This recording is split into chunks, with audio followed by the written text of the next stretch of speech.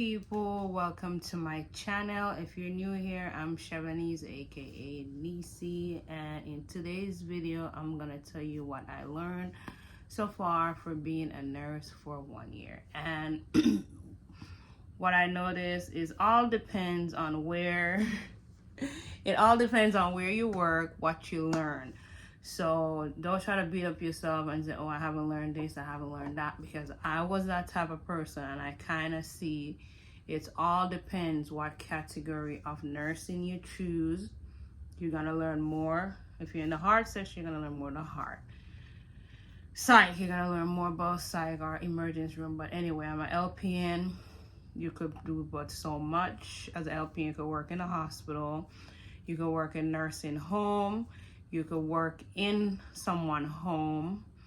You could work in an assistant living, or you could do travel nursing. It all depends. But I want to tell you guys what I learned so far being a nurse for 1 year. It's 1 year going on 2.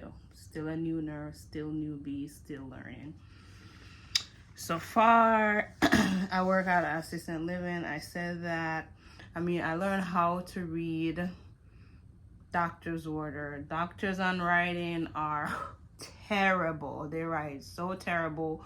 But the more you work with a specific doctor, you learn their writing, or sometimes you could ask them just to explain what they write on it, and you learn from that. They write real fast because they've seen so many people and they want to get through their day. But as I say, you learn a lot of stuff. And try to remember your abbreviation that you learn in school, like your HS, your Q. Those one I see most often, the bedtime, the MPOR, 3 hour before meal, those type of abbreviation. And learn to write telephone order, so they will give you an order over the phone. When I do take order over the phone, I try to make sure I repeat it to make sure I get it. If I hear they say a word and I didn't get it clearly, I ask them to spell it, because I'm terrible at spelling word. But sometimes through the phone, the connection is not good. So just to be on the safe side, repeat, ask them again, because the worst thing you want to do is write a wrong order and the patient gets something that they're not supposed to get. So try to do that 3 acts thing to make sure. And if you're unsure of what they write on the telephone order, just ask, because you do have to chart what you're supposed to do and all that. So far, I do Aki checks, I do colostomy bag, I reinforce dressing, because of that in the assistant living. But I do pick up shift where I do wound care for this company. So I do learn how to dress wound. And I'm telling you, when I used to think of working with a certain company, I used to think I'm just going to be thrown out in the ocean, don't know what to do. But it doesn't work like that. You get, Luna, what is it? Sit down. You get the order. You get the doctor order what you're supposed to do. So don't feel like you're throwing out there and you're gonna be on your own. These companies train you, but it's not a lot of training.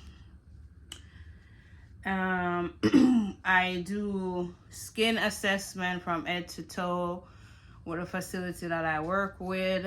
If someone new moving in, you want to make sure you assess their body, that there's nothing on them, and try to look, you know what I said? Look everywhere from head to toe. You want to check their arm, under their arm. If their breast hang, you want to lift it up, look, because you don't want them to have a sore somewhere, a cut or a wound, and you miss that. Look in their back, look in their butt. You're inspecting. You're going on detected mode. Okay? You want to make sure nothing is missing, nothing unseen. And also learn charting. You improve on your charting, because you get to read other people's notes. I was like, okay, this is how I could make mine look a little bit better. And you learn the computer software, because everywhere use different software. So when you get used to one, you gotta learn someone else. But yeah, you pass. I learned to pass meds. Certain meds, you have to do the blood pressure before you get the blood pressure meds. But what I noticed with assisted living, you don't really take the patient blood pressure because it's assisted living is like their home.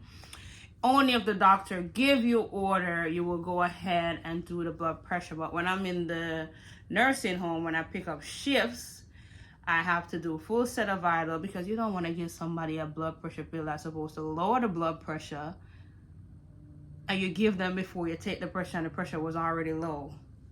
The person passed out. You don't want that to happen. We count narcotics. Both places I do narcotics. The nursing home, the assisted living. I never do one-on-one care yet with people do have narcotics, but I do see nurses from other companies that come in that people on crisis care that they do have to count the narcotics, and if they're short on a nurse, I count the narcotics. So yeah, you do it when you do one-on-one. I have to write down stuff because I'll be all over the place. I learned tube feeding when I was picking up shift, brand new nurse with agency. I will talk about that in a separate different video because that need a whole thing if you should take up shift as a new nurse and work with agency. I do tube feeding, I do trach care, and so far that's what I learned from being a new nurse. I don't do a lot of intense because, as I said, it all depends on where you work, what you're gonna learn, and all of that. So I hope this video was helpful and like give you guys an idea what to expect about what you're gonna be learning. All depends on where you choose to stay and further on your career in nursing. But thank you guys for sticking to the end. I hope you guys are subscribed to the channel, and let me know down in the comment what other video you guys like to see, and I will try to make it happen. Thank you guys, and I will see you in my next video. I cannot fuck with you, baby, you right.